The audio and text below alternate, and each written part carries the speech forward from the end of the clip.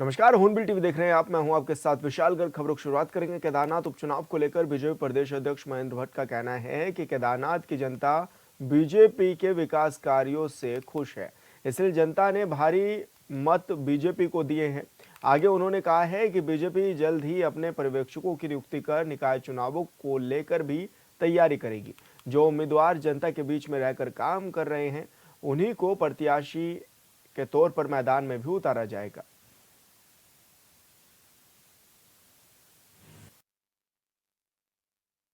देखिए, मैंने शुरू से ही कहा है कि अभी तक की सबसे बड़ी जीत ये केदारनाथ में हम सबको देखने को मिलेगी। बहुत अच्छा मतदान हुआ है। मैं केदारनाथ की जनता का आभार व्यक्त करता हूँ, माँ की मातृशक्ति का आभार व्यक्त करता हूँ कि केदारनाथ का जो देवतुल्य स्वरूप है उस पर उन्होंने मोहर लगाई और परसेंटेज बहुत अच्छा रहा है। बाई इलेक्शन में इतना परसेंटेज रहता नहीं है। ये बहुत अच्छा, हमारे कार्यकर्ताओं ने बहुत मेहनत की है, हर बूथ को जीतने का प्रयास किया। और मेरा उम्मीद है, मुझे पूरा विश्वास है, हम कम से कम 90% पोलिंग बूथों पर हमारी सीट पर तक जीत होगी। उत्तरकाशी नगर क्षेत्र में फैले अवैध अतिक्रमण के खिलाफ जिला प्रशासन और नगर पालिका की ओर से ध्वस्तीकरण अभियान चलाया गया है। पिछले कई सालों से नगर पालिका की ओर से अवैध दुकानों को हटाने का अल्टीमेटम भी दिया गया था, लेकिन अभी तक अतिक्रमण नहीं हटाया गया था, जिसको देखते हुए प्रशासन समेत पालिका की टीम ने मॉल रोड, हनुमान चौक और विश्वनाथ मंदिर जाने वाले रास्ते से अतिक्रमण हटाया है। हालांकि प्रशासन को कई जगह पर इसका विरोध भी झेलना पड़ा है।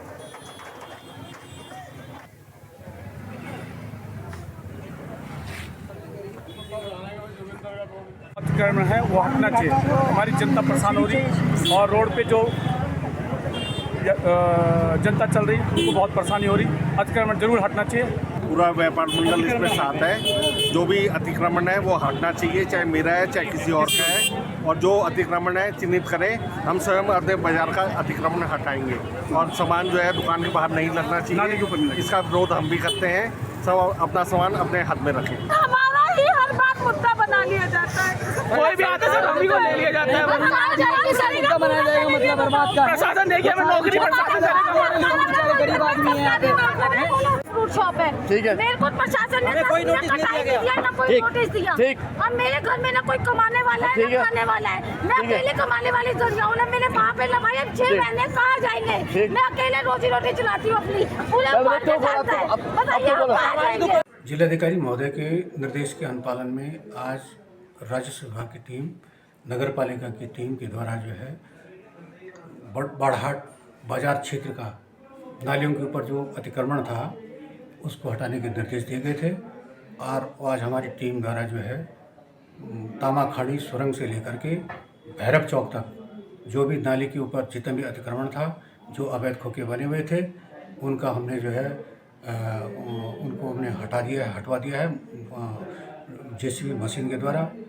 और ये कार्यक्रम, ये अभियान हमारा जो है तब तक जारी रहेगा जब तक बाजार से या नगर पालिका क्षेत्र से सारा अतिक्रमण नहीं हट जाता है। की शुरुआत करी है, ये हमने 2 दिन पहले अनाउंस कर लिया था पूरे शहर में कि अतिक्रमण के लिए हटाने के लिए। आज हमने इसकी शुरुआत की। हमारे साथ प्रशासक महोदय के सहयोग से तथा पुलिस बल के फोर्स से हमने आज अतिक्रमण की कार्रवाई की है। मैं सभी उन जो रेडी पटरी जो भी है उनसे वो आग्रह करती हूँ कि अब आगे से मतलब ध्यान रखें। 3 दिन का आपको समय दिया जाता है, ध्यान दें, नहीं तो ये कार्रवाई चलती रहेगी नगर पालिका की तरफ। और संवाददाता दीपक नोटियाल हमारे साथ फोन लाइन पर जुड़ गए हैं। दीपक, क्या कुछ जानकारी मिल रही है, किस तरह से अतिक्रमण को हटाया गया है और क्या विरोध भी झेलना पड़ा प्रशासन को इस दौरान?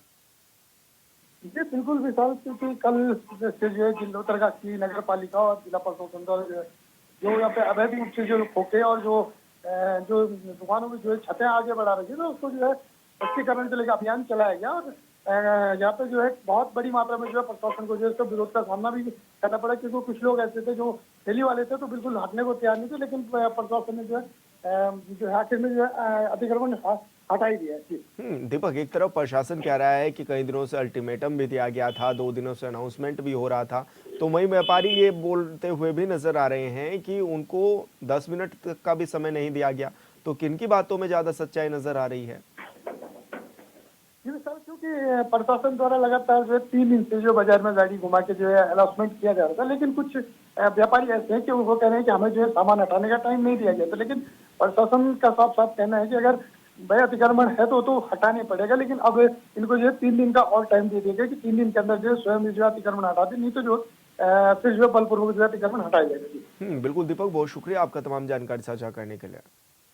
देवभूमि उत्तराखंड में चारधाम यात्रा आमतौर पर 6 महीने तक चलती है, जिसमें देश विदेश से लाखों तीर्थयात्री शामिल भी होते हैं और इन्हीं तीर्थयात्रियों की वजह से राज्य सरकार को राजस्व प्राप्त होता है।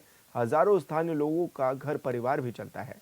देश के 4 शंकराचार्यों में से एक शंकराचार्य स्वामी अविमुक्तेश्वरानंद कहते हैं कि 16 दिसंबर से शीतकालीन चारधाम यात्रा करेंगे और इसके लिए जरूरी है कि सरकार भी प्रचार प्रसार करे ताकि देश दुनिया के लोग इसमें शामिल हो सके।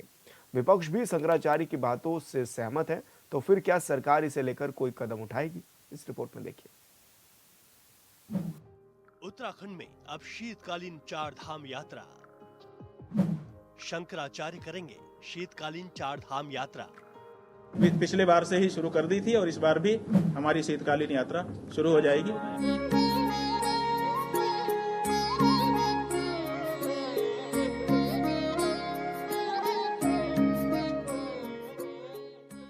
देवभूमि उत्तराखंड में विश्व प्रसिद्ध चारधाम यात्रा का समापन हो गया है, लेकिन अब 16 दिसंबर से शीतकालीन चारधाम यात्रा शुरू होने वाली है, जिसे लेकर देश के 4 शंकराचार्यों में एक यानी स्वामी अवमुक्तेश्वरानंद सरस्वती ने बताया कि आगामी 16 दिसंबर से वे शीतकालीन यात्रा की शुरुआत करने जा रहे हैं।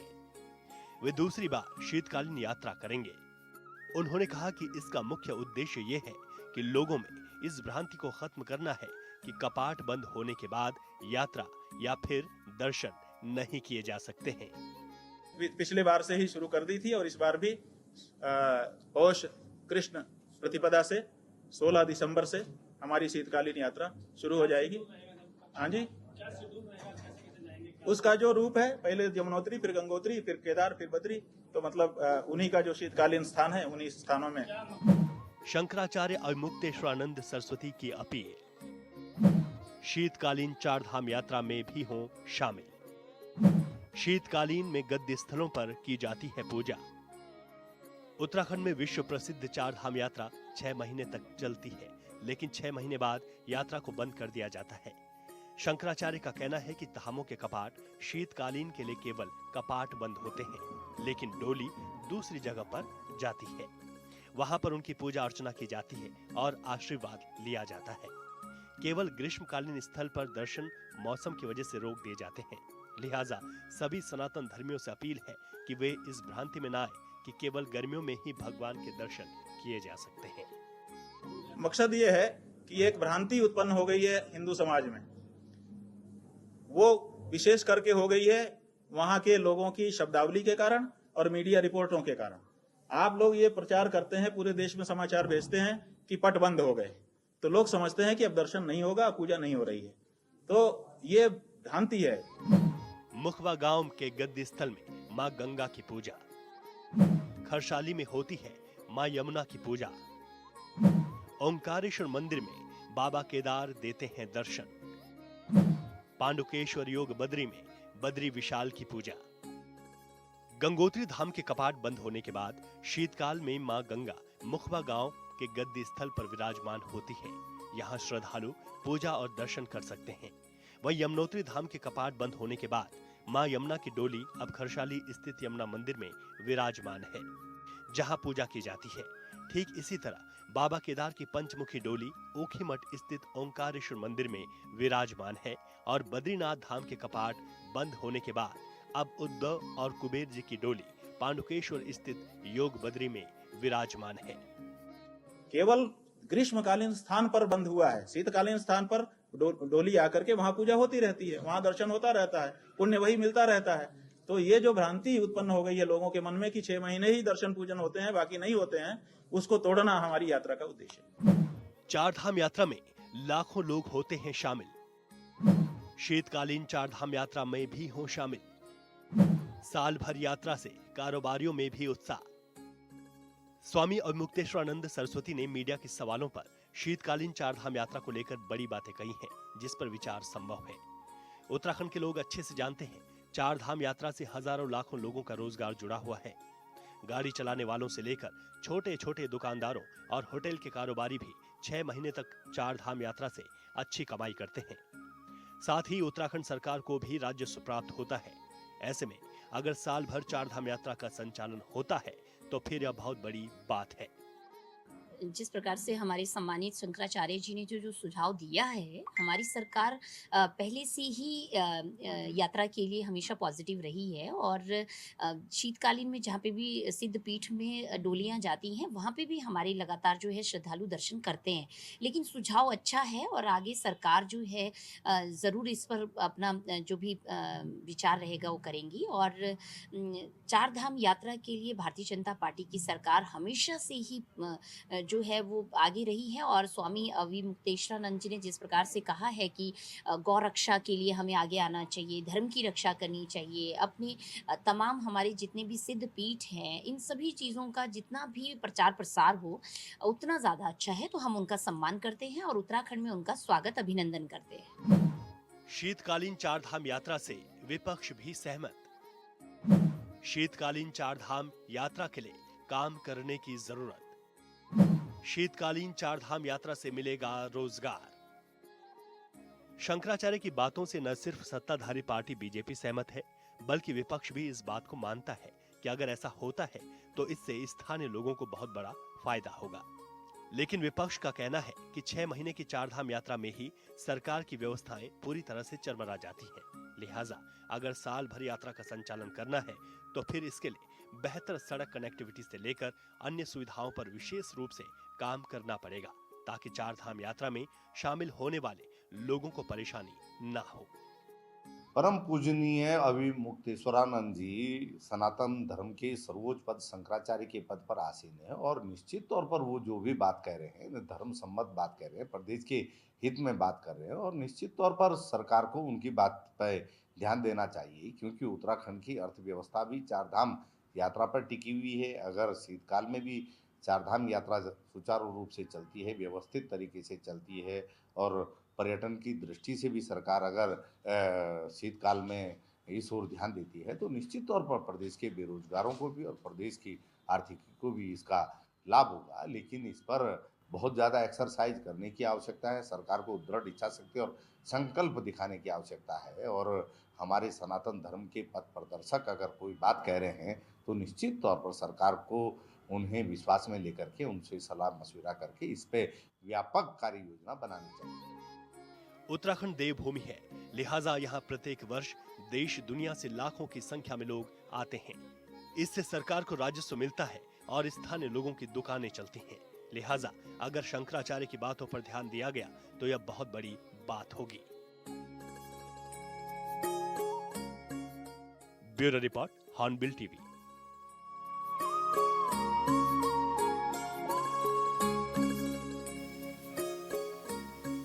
हरिद्वार के जिलाधिकारी कर्मेंद्र सिंह ने नारसन ब्लॉक और मंगलौर नगर पालिका का औचक निरीक्षण कर व्यवस्थाओं की पड़ताल की है।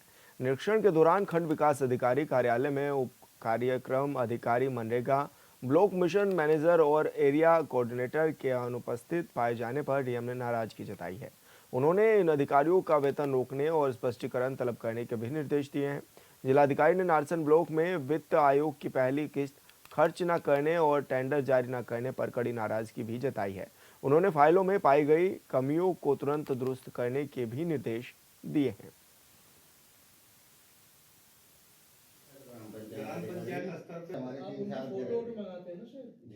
निरीक्षण किया गया है ब्लॉक नारसन का और इसमें हमने ये पाया है कि जो वित्त आयोग की धनराशि को समय से खर्च किया जाना था, वो अभी प्रथम किस्त की धनराशि भी जो है राज्य वित्त आयोग की खर्च नहीं हुई है।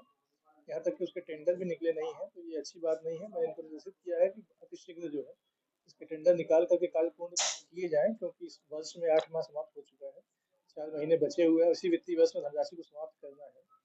इसलिए हमने इनको निर्देशित किया है कि इसको समय से समाप्त करें। इसके अलावा इनके कुछ अभिलेख देखे गए थे, जैसे कि प्रधानमंत्री आवास के जो फाइलें हैं वो देखी हैं, तो उन फाइलों में हालांकि कंप्लीट है, इनके केवल 2 ही आवास बचे हुए हैं और जो पत्रावलियाँ हैं उसमें भी आवास की फ़ोटो वगैरह लगी हुई हैं और लाभार्थी की फ़ोटो भी लगी हुई है, तो वो तो कंप्लीट है। इसके अलावा सर्विस बुक भी देखी गई थी, सर्विस बुक कंप्लीट नहीं पाई गई है, उसमें चूँकि अगर नहीं चढ़ाई गई है उसके अंदर, तो वो थोड़ी-सी कमियाँ पाई गई हैं। हरिद्वार के श्यामपुर थाना क्षेत्र में पुलिस को बड़ी सफलता हाथ लगी है, जहां पुलिस ने नशे के खिलाफ बड़ी कार्रवाई करते हुए 30 ग्राम स्मैक के साथ एक तस्कर को भी गिरफ्तार किया है। तस्कर से बरामद की गई नशे की खेप की बाजार में कुल कीमत लगभग 10 लाख रुपए बताई जा रही है। वहीं पूछताछ के दौरान आरोपी ने बड़ा खुलासा करते हुए बताया है कि उसे स्मैक की सप्लाई बिजनौर जिले के भीम आर्मी महासचिव राहुल चौधरी ने दी थी, जिसके बाद पुलिस ने राहुल चौधरी के खिलाफ भी मामला दर्ज कर आगे की कार्रवाई शुरू कर दी है।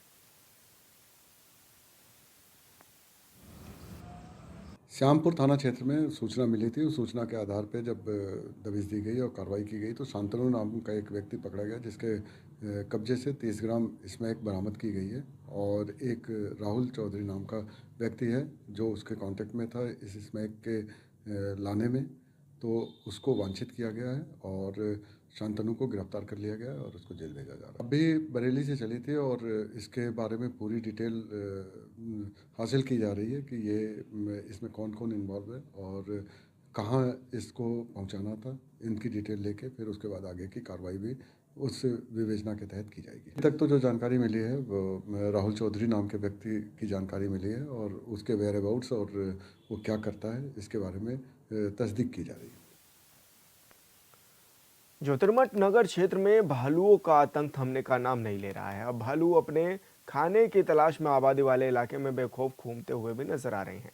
ताजा मामला आबादी वाले इलाके न्यू रविग्राम गढ़वाल स्काउट सेना क्षेत्र के सामने का है, जहां खाने की तलाश में एक भालू के बच्चे का मुंह कनस्तर में फंस गया, जिसकी सूचना मिलते ही नंदा देवी राष्ट्रीय पार्क की क्युआटी रेस्क्यू टीम ने भालू प्रभावित न्यू रविग्राम सेना कॉलोनी में डेरा जमाए रखा।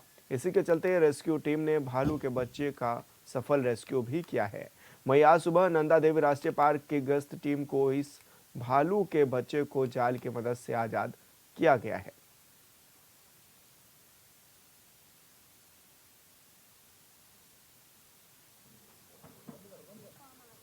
हम देख रहे हैं, आप लोग निकालो, हम देख रहे हैं।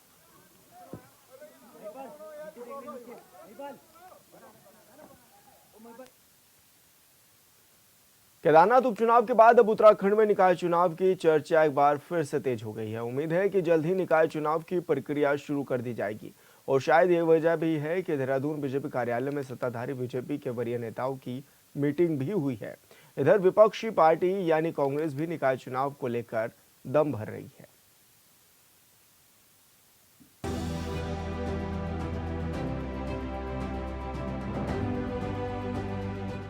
उत्तराखंड में केदारनाथ उपचुनाव में वोटिंग के बाद राजनीतिक दलों का अब अगला फोकस निकाय चुनाव पर है। बीजेपी ने निकायों से जुड़े प्रदेश भर के अपने विधायकों पदाधिकारियों की देहरादून प्रदेश मुख्यालय में बैठक की, जिसमें जिलावार निकाय चुनाव की तैयारियों को लेकर मंथन किया गया। पिछले निकाय चुनाव में बीजेपी 8 में से 5 नगर निगम, 17 नगर पालिका और 21 नगर पंचायतों को जीतने में कामयाब रही थी। इस बार वो जीत के आंकड़े को और आगे ले जाना चाहती है।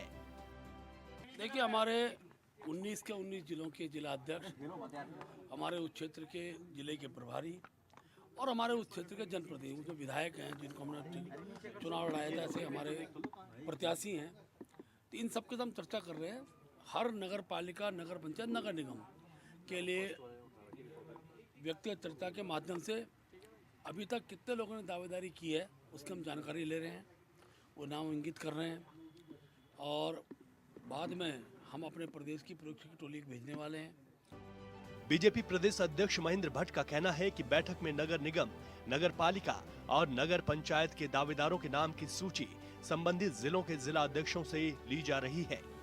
उन्होंने कहा कि सूची लेने के बाद पब्लिक सर्वे कराया जाएगा और उसके बाद प्रत्याशियों का चयन होगा। फिर एक समीक्षा तो चर्चा आएगी और उसके बाद हम जो नाम पर पैनल के रूप में आएंगे, हम एक पब्लिक सर्वे कराएंगे और पब्लिक सर्वे के बाद फिर हम पब्लिक सर्वे का हम रिजर्वेशन के बाद कराएंगे।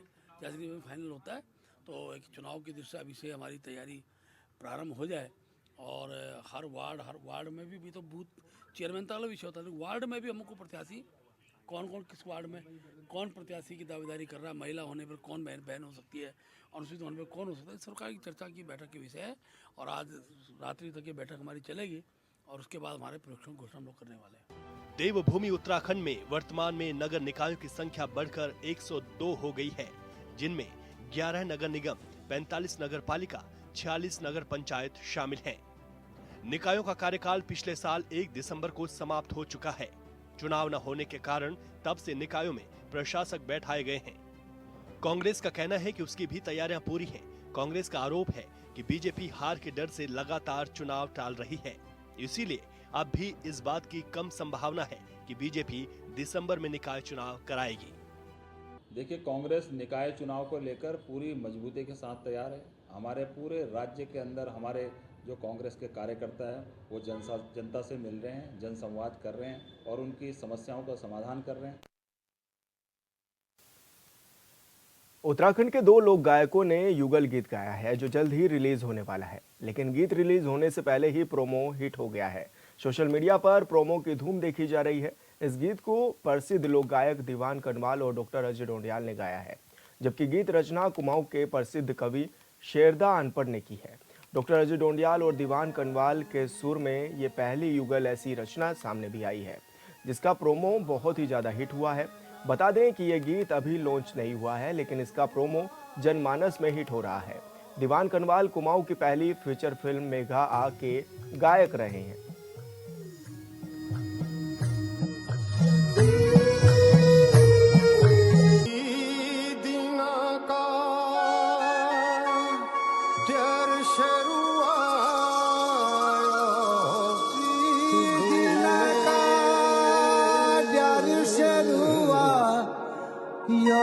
धूड़ी में ना तेरे ना यार शेरुआ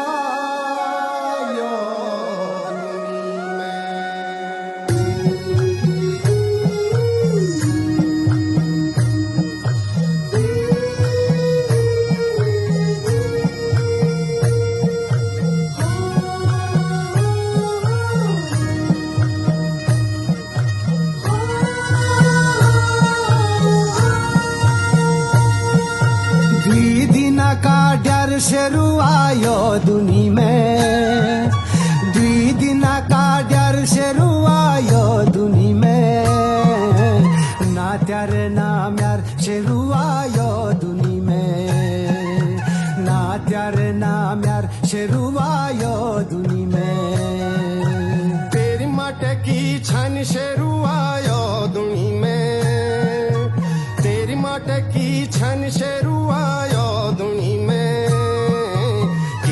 पूछे कान शेरू आयो दुनी में, ते मट पूछे कान शेरू आयो दुनी में, दी दिना का डर शेरू आयो दुनी में, ना त्यार नाम यार शेरू आयो दुनी।